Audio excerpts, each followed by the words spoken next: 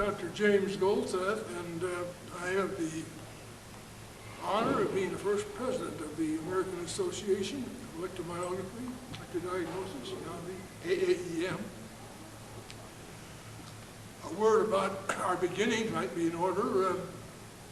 We did have a feasibility meeting in Denver in 1951, and the majority who was there thought the idea of a national group was a good idea, so I prepared a constitution and bylaws and called a meeting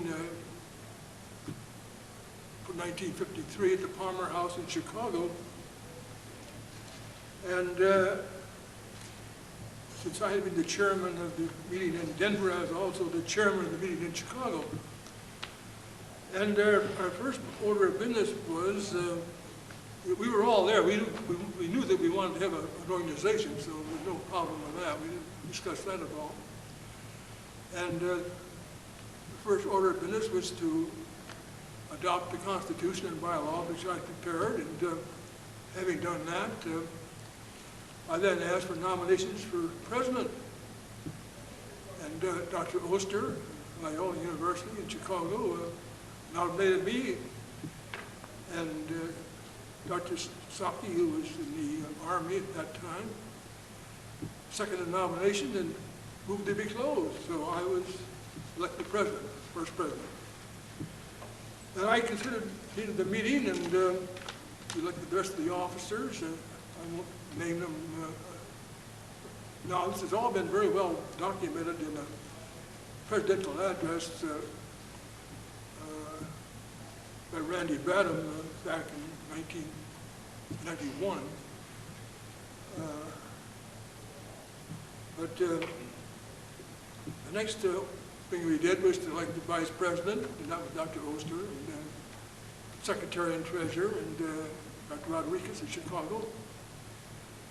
And then we proceeded to appoint a council, and then discussed other possibilities for membership. People we knew were interested but weren't at our meeting, and one was Dr. Lambert, and it was decided right there on the spot that if he would join us, he'd be considered a founder member, and he did join us, and so he is a founder member. Then really the next order of business was to decide when and where we were going to have our first meeting. And turned out we decided to meet with the American Congress of Physical Medicine in Washington, D.C. the next year. And